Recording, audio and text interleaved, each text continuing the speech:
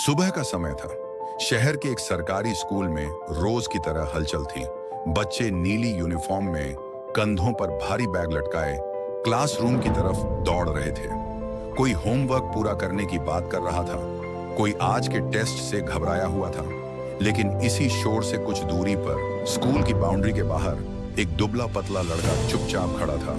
उसके हाथ में किताबें नहीं थीं, बल्कि एक पुराना बोरा था जिसमें वह रोज प्लास्टिक और कबाड़ जमा करता था। उसका नाम नमन था। उम्र मुश्किल से 14 साल। नमन रोज यहाँ आता था। कूड़ा बिनने के रास्ते में ये स्कूल पड़ता था। वह कभी गेट के अंदर नहीं गया, लेकिन उसकी नजरें अक्सर खिड़कियों के अंदर टिकी रहती थीं। आज भी वही हुआ। जैसे ही वह बोरा कंधे से नीचे रखकर सुस्ताने लगा, उसकी नजर तीसरी मंजिल की एक क्लास पर पड़ी। क्लास में मौजूद थे माधव सर, शहर में मशहूर लेकिन बच्चों के लिए डर का दूसरा नाम। वे न चिल्लाते थे, न डांटते थे। उनका हथियार था सवाल। ऐसे सवाल जो बच्चों को यह एहसास दिला देते थे कि उन्हें अभी बहुत कुछ सीखना है। उस दिन माधव सर ने बिना किसी भूमिका के बोर्ड पर लिखना शुरू किया। यह कोई साधारण सवाल नहीं था।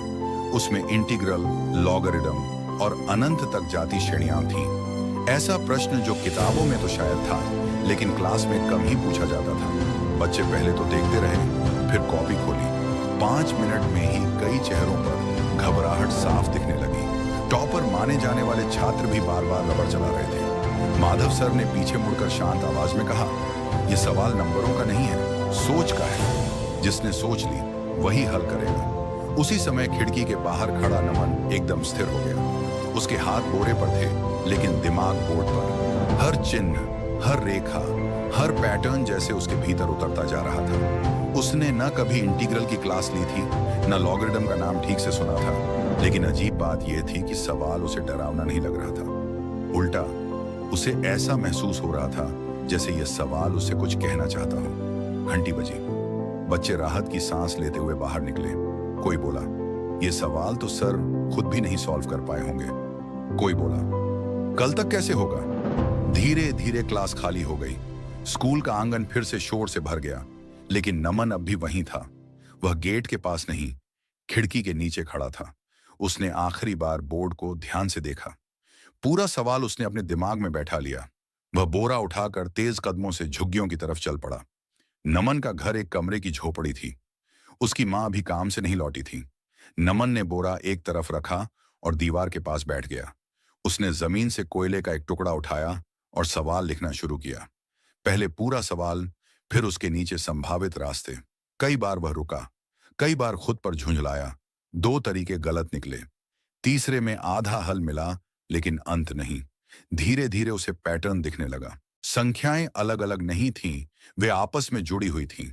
जिस चीज को सब कठिन मान रहे थे, वह बस देखने का तरीका बदलने से सरल हो रही थी। उसकी आंखों में चमक आ गई। उसने पूरी दीवार भर दी। समय कब निकल गया उसे पता ही नहीं चला। आखिरकार उसने कोयला नीचे रखा और पीछे हटकर दीवार को देखा। सवाल हल हो चुका था, पूरी तरह, बिल्कुल साफ। नमन ने लंबी सांस ली। वह मुस्कुराया नहीं, बस दीवार को देखता रहा। अगली सुबह स्कूल कुछ अलग सा लग रहा था। वही बिल्डिंग, वही क्लासरूम, वही बच्चे, लेकिन माहौल में एक अजीब सी बेचैनी थी। गणित की क्लास शुरू होते ही सभी की निगाहें सीधे ब्लैक बोर्ड पर चली गईं। कल वाला सवाल अब भी वहां लिखा था। वही लंबा उलझा हुआ गणितीय प्रश्न जिसने आधी क्लास की नींद उड़ा दी थी। लेकिन माधव सर का चेहरा शांत नहीं, बल्कि असामान्य रूप से गंभीर। उन्होंने कहा, कल जो सवाल दिया गया था उसे मैंने जानबूझकर कठिन चुना था। मैं यह देखना चाहता था कि कौन रटने से आगे सोच सकता है। बच्चे एक दूसरे का मुंह देखने लगे। किसी ने भी हाथ नहीं उठाया। न सही उत्तर था, न अधूरा। माधव सर ने बोर्ड की तरफ देखा और हल्की आवाज में बोले, लेकिन इसका मतलब यह नहीं कि इस सवाल का हल मौजूद नहीं है। इसी समय स्कूल के बाहर नमन आज भी बोरा लेकर आया था, लेकिन आज उसके कदम भारी थे। पूरी रात उसने दीवार पर लिखे समाधान को देखा था। उसे खुद पर गर्व नहीं हो रहा था, बल्कि डर लग रहा था। डर इस बात का कि अगर किसी को पता चल गया तो क्या होगा। वह जानता था यह स्कूल उसके लिए नहीं है। फिर भी उसका मन बार बार उसी सवाल की ओर जा रहा था, जैसे कोई अधूरा काम उसे वापस बुला रहा हो। क्लास के अंदर माधव सर ने अचानक एक फैसला लिया। उन्होंने बोर्ड से सवाल मिटाया नहीं, बल्कि उसके नीचे एक नई लाइन लिख दी। अगर किसी ने इस सवाल को किसी भी तरह से समझा है तो वह कल सुबह 7 बजे बोर्ड पर लिखकर दिखाएं। क्लास में सन्नाटा छा गया। सुबह 7 बजे? स्कूल तो 9 बजे खुलता है। कुछ बच्चों को लगा ये मजाक है, कुछ को लगा ये एक चाल है, लेकिन माधव सर का चेहरा बिल्कुल साफ था। वह किसी को उकसा नहीं रहे थे, बस इंतजार कर रहे थे। ये बात नमन ने नहीं सुनी, लेकिन उसे जैसे अंदर से आवाज आ रही थी। उस रात झुग्गी में नमन सो नहीं पाया। माँ थकी हुई आई, खाना बनाया और सो गई। नमन चुपचाप दीवार के सामने बैठा रहा। समाधान सही था, वह जानता था, लेकिन सवाल यह नहीं था कि गणित सही है या नहीं। सवाल यह था कि क्या वह इसे दिखा सकता है। पहली बार उसकी लड़ाई संख्याओं से नहीं, खुद से थी। सुबह होने से पहले वह उठ गया, बोरा वहीं छोड़ दिया। आज उसके हाथ खाली थे। दिल तेज धड़क रहा था। जब वह स्कूल पहुंचा तो गेट बंद था, लेकिन साइड की दीवार हमेशा की तरह कम ऊंची थी। नमन रुका, चारों तरफ देखा। कोई नहीं था। उसने एक पल सोचा और फिर दीवार पार कर ली। क्लासरूम में अजीब सन्नाटा था। कुर्सियां खाली थीं, ब्लैक बोर्ड बिल्कुल साफ। नमन धीरे धीरे आगे बढ़ा। उसने चौंक उठाई। हाथ हल्का कांप रहा था। गणित से नहीं, डर से। उसने गहरी सांस ली और लिखना शुरू किया। एक एक स्टेप, वही जो उसने दीवार पर लिखा था, लेकिन अब ज्यादा साफ, ज्यादा भरोसे के साथ। बोर्ड भरता गया। डर धीरे धीरे पीछे हटता गया। जब आखिरी लाइन लिखी गई तब पीछे से आवाज आई, रुको। नमन जैसे पत्थर का हो गया। वह मुड़ा। दरवाजे पर माधव सर खड़े थे। उनकी आंखें पहले बोर्ड पर थीं, फिर नमन पर। कुछ सेकंड तक कोई नहीं बोला। फिर माधव सर धीरे धीरे बोर्ड के पास आए। उन्होंने पूरा समाधान देखा, हर स्टेप, हर तर्क। उन्होंने शांत आवाज में पूछा, ये तुमने किया है? नमन ने सिर झुका लिया। जी। कहाँ पढ़ते हो? कहीं नहीं सर। माधव सर ने कुछ नहीं कहा। उन्होंने बोर्ड को फिर देखा, फिर नमन को, और फिर पहली बार उनके चेहरे पर वही भाव आया जो एक शिक्षक के चेहरे पर बहुत कम आता है, जिम्मेदारी। उन्होंने बस इतना कहा, कल से तुम यहां बाहर खड़े होकर नहीं देखोगे, अब तुम अंदर बैठकर सोचोगे। नमन को समझ नहीं आया कि यह आदेश है या मौका। नमन को पहली बार क्लासरूम में बैठना अजीब लग रहा था। लकड़ी की बेंच, सामने ब्लैक बोर्ड, सब कुछ नया था। जैसे ही बच्चे क्लास में आए और उन्होंने नमन को देखा, फुसफुसाहट शुरू हो गई।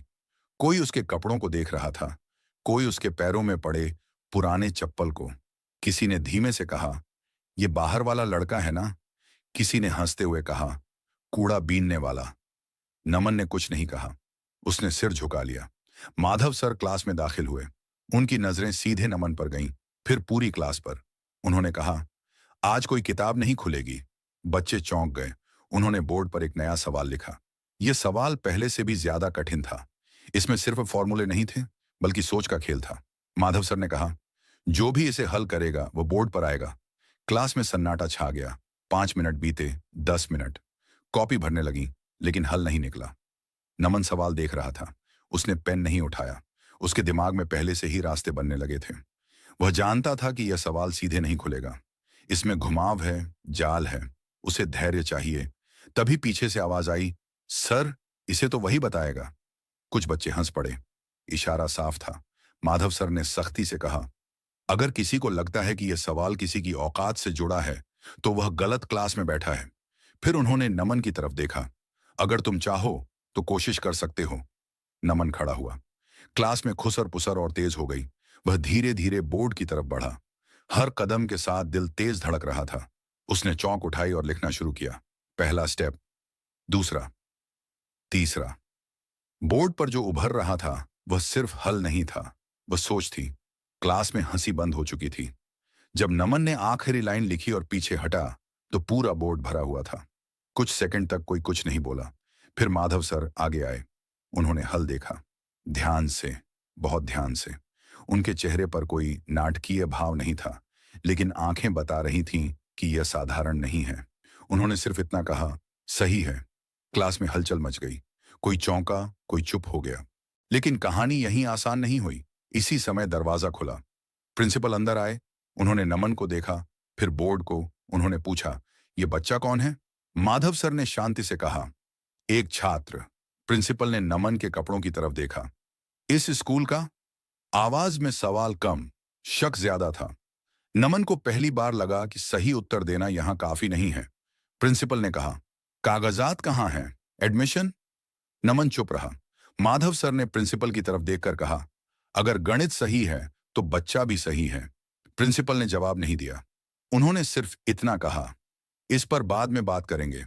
नमन को उस दिन क्लास में नहीं बैठने दिया गया। वह क्लास से बाहर निकल गया।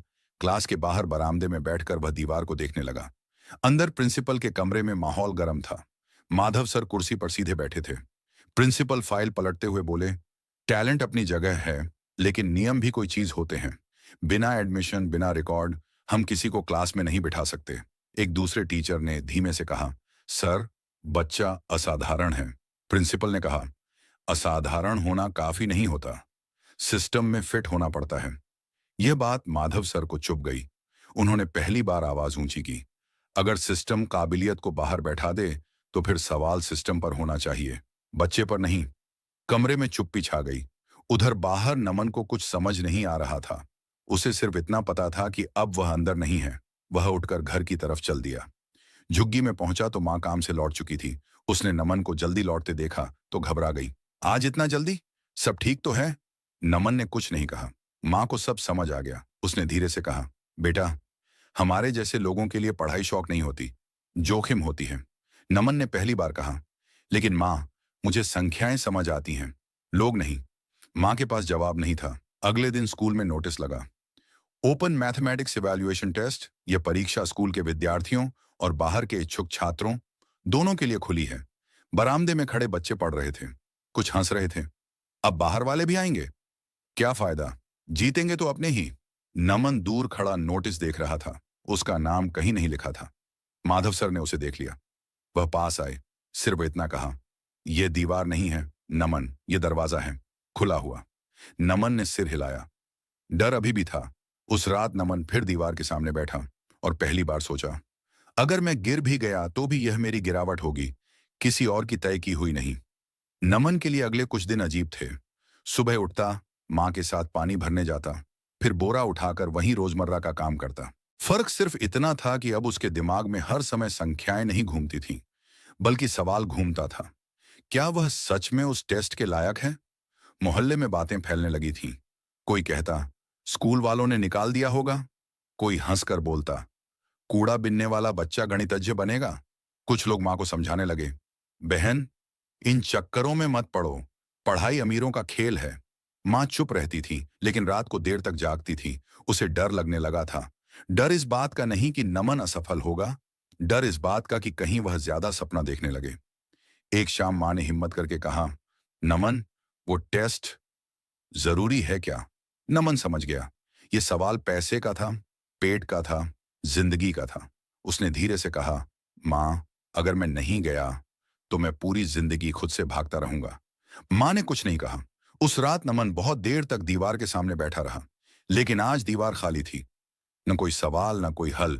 पहली बार उसे गणित से डर लग रहा था, संख्याओं से नहीं, खुद से। अगर वहां सब मुझसे तेज निकले तो?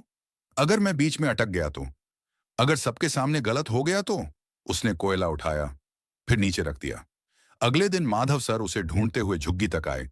नमन उन्हें देखकर चौंका। वह तुरंत खड़ा हो गया, जैसे अपराधी हो। माधव सर ने आसपास देखा। टीन की छत, सीलन, वही दीवार। उन्होंने कुछ नहीं पूछा, बस बोले, तुम्हें पता है सबसे मुश्किल सवाल कौन सा होता है?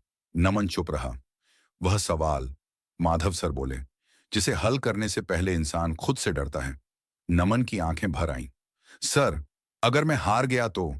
माधव सर बोले, तुम हार नहीं रहे हो, तुम सिर्फ इस पहली बार सबके सामने सोचोगे, और सोच कभी हार नहीं होती। बिना कुछ और कहे चले गए। टेस्ट से एक दिन पहले नमन स्कूल के बाहर खड़ा था। गेट के अंदर बच्चे कोचिंग के नोट्स दोहरा रहे थे। कोई फार्मूले रट रहा था, कोई सवाल याद कर रहा था। नमन के हाथ खाली थे। उसे पहली बार समझ आ गया था, वह जीतने नहीं जा रहा, वह खुद को नकारने से इनकार करने जा रहा है। शाम को मां ने उसका सिर सहलाया। डर लग रहा है? नमन ने सच कहा। हाँ। मां ने हल्की मुस्कान के साथ कहा, तो फिर सही रास्ते पर है। अगली सुबह शहर में एक अजीब सी हलचल थी। आज सिर्फ परीक्षा नहीं थी, आज तय होना था कि काबिलियत की जगह क्या होती है, कागजों में या दिमाग में। और नमन बिना बोरे के उस रास्ते पर चल पड़ा। उस सुबह स्कूल कुछ अलग दिख रहा था। गेट के बाहर भीड़ थी। ऐसी भीड़ जो आम दिनों में नहीं होती। कुछ लोग अच्छे कपड़ों में थे, कुछ हाथ में फाइल लिए, कुछ सिर्फ देखने आए थे।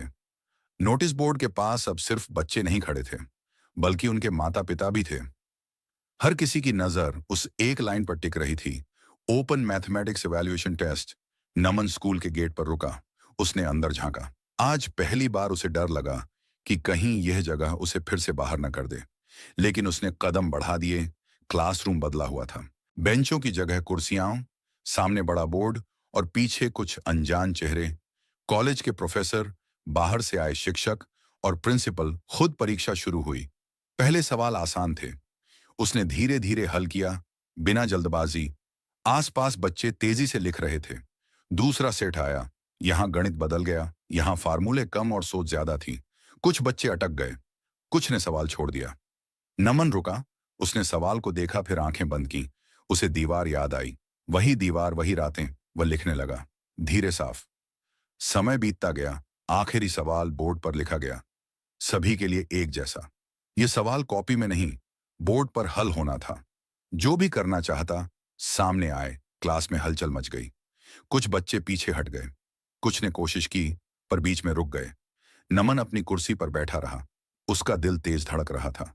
यह वही पल था जिससे वह डरता आया था। सबकी नजरें, सबका वजन। पीछे से किसी ने कहा, अब तो वही आएगा। नमन खड़ा हुआ। वह बोर्ड तक पहुंचा, चौक उठाई, पहली लाइन लिखी, फिर दूसरी। हर स्टेप के साथ बोर्ड भरता गया। कुछ मिनटों बाद किसी प्रोफेसर ने आगे झुककर बोर्ड देखना शुरू किया। प्रिंसिपल कुर्सी से उठ गए। जब नमन ने आखिरी लाइन खींची तो कमरे में आवाज नहीं थी, बस सांसों की। एक प्रोफेसर ने धीमे से कहा, यह समाधान किताबों से नहीं आया। दूसरे ने जोड़ा, यह सवाल हल नहीं हुआ है, इसे समझा गया है। नमन पीछे हटा। उसने कुछ नहीं कहा। वह जानता था उसने जो कर सकता था कर दिया। प्रिंसिपल ने रिजल्ट वहीं नहीं सुनाया। उन्होंने कहा, फैसला कल होगा। लोग उठने लगे, बातें होने लगी। नमन चुपचाप बाहर निकला। अगली सुबह स्कूल का माहौल बदला बदला था। कल की परीक्षा की बातें अब सिर्फ गलियारों में नहीं, स्टाफ रूम और प्रिंसिपल के कमरे तक पहुंच चुकी थीं। कोई खुले शब्दों में कुछ नहीं कह रहा था, लेकिन हर किसी को पता था कल कुछ असामान्य हुआ है। नमन उस दिन स्कूल देर से पहुंचा। जानबूझकर उसे डर नहीं लग रहा था, बस मन भारी था। प्रिंसिपल के कमरे में मीटिंग चल रही थी। 3 प्रोफेसर, 2 वरिष्ठ शिक्षक और माधव सर टेबल पर। नमन की कॉपी खुली थी, वही जिसमें ज्यादातर जगह खाली थी और आखिरी सवाल का हल बोर्ड पर लिखा गया था। एक प्रोफेसर ने कहा, इस बच्चे ने गलती नहीं की, इसने शॉर्टकट भी नहीं अपनाया। दूसरे ने जोड़ा, ऐसा सोचने वाला दिमाग रेयर होता है। प्रिंसिपल खामोश थे।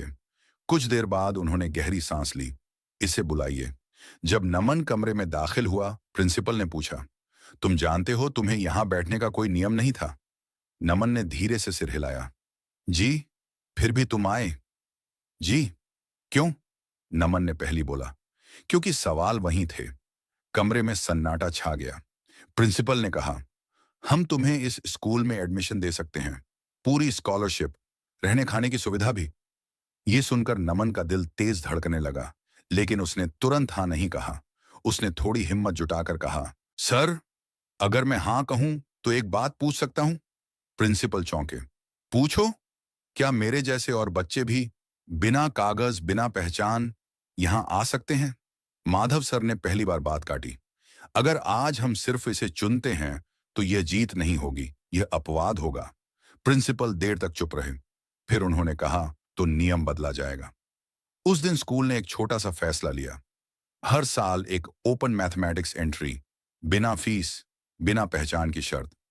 जब नमन को यूनिफॉर्म दी गई तो वह कुछ देर तक उसे देखता रहा, ऐसे जैसे यह कपड़ा नहीं, किसी और की जिंदगी हो। नमन जब पहली बार यूनिफॉर्म पहनकर क्लास में बैठा तो वही बेंच थी, वही बोर्ड। लेकिन अब उसकी जगह तय थी। कहानी यहीं खत्म नहीं होती, क्योंकि ऐसे दिमाग कहानियों में नहीं रुकते। लेकिन नमन की यह कहानी यहीं पूरी होती है। एक ऐसे बच्चे के रूप में जिसने साबित किया कि काबिलियत को पहचान की जरूरत नहीं होती, बस एक मौका चाहिए।